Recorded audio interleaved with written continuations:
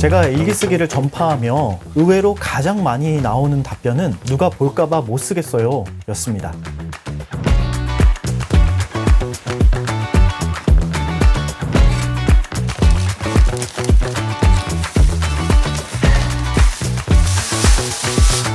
그래서 오늘은 나의 일기를 안전하게 숨길 수 있는 12가지 신박한 방법을 소개합니다.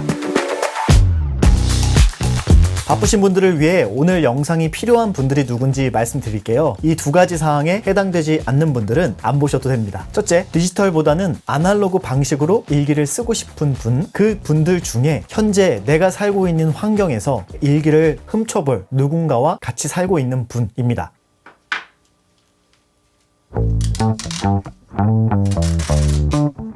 일기장을 보호하는 가장 안전한 방법은 항상 내 몸에 붙이고 있는 겁니다. 마치 폰을 들고 다니듯 언제나 들고 다니는 거죠. 물론 일기 존재 자체를 노출시키는 것이다 보니 자칫 표적이 될 수도 있습니다. 하지만 24시간 붙어 있으니 안심이 되죠. 항상 일기만 챙기다 보면 폰을 잊어버릴 수도 있습니다. 그럼에도 불구하고 누가 보는 것보단 이게 낫겠죠? 몸에 붙이기 위해선 크기를 줄이는 게 최선입니다. 손바닥보다 아주 작은 사이즈의 미니 노트를 추천합니다. 언제 어디서든 편하게 들고 다닐 수 있죠. 물론 노트에 맞춰 깨알같이 쓰다 보면 내가 쓴 내용을 내가 못 알아볼 수도 있습니다. 그럼에도 불구하고 누가 내 일기를 훔쳐보는 것보단 낫겠죠?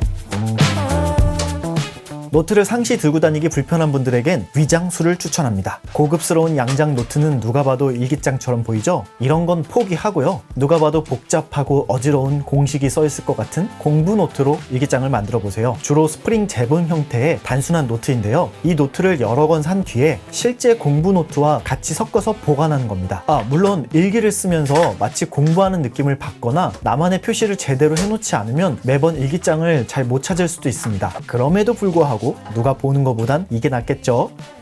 나는 죽어도 질 좋은 노트를 쓰고 싶다 하는 분께는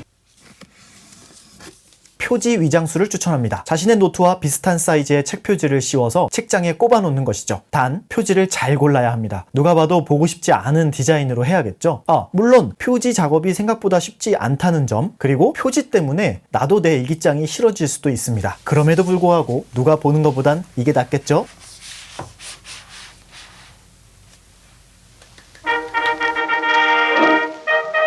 표지 작업하는 시간이 너무 아깝다 라고 하시는 분들에겐 위장술의 최고 경지를 알려드릴게요. 바로 버리는 책에다가 일기를 쓰는 겁니다. 일기장 자체를 만들지 않고 종이 질감도 좋기 때문에 필기감도 좋고 어설픈 표지 작업이 들킬 염려도 없습니다.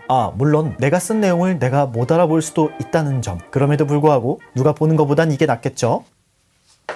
사이즈를 줄이지도 않으면서 좀 더 안전하고 다시 볼 때도 알아볼 수 있는 일기를 쓰고 싶다 라고 하는 분들을 위해 숨기기 좋은 장소들을 빠르게 소개하겠습니다. 매트리스 및 의자 및 책상 및 서랍 위, 냉장고 위, 책장 뒤, 방석 및 베개 속, 끈으로 묶어서 창문 밖에 걸어놓기 등등등. 이쯤 되면 내가 무슨 범죄자도 아닌데 내 일기를 왜 굳이 숨겨야 하나 라는 생각이 드실 텐데요. 이번엔 수동적인 자세가 아니라 공격적인 자세로 한번 나가보죠.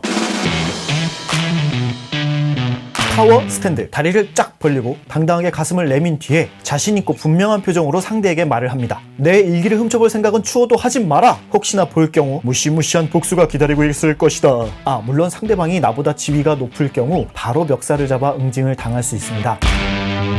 그렇다면 평화적으로 해결할 수 있는 다른 방법은 없을까요? 적을 적으로 두면 위험하지만 내 편으로 만들면 더욱 강력해집니다. 제가 추천하는 마지막 방법은 바로 편지 쓰기입니다. 내 일기의 보안을 위협하는 그분에게 편지를 써보세요. 일기의 첫 장 혹은 따로 편지를 써서 일기장에 꼽아놓는 겁니다. 편지의 내용을 어떻게 써야 할지 막막하시다고요? 그러면 이렇게 써보시면 어떨까요? I didn't mean to hurt you. You're really pretty and funny and smart.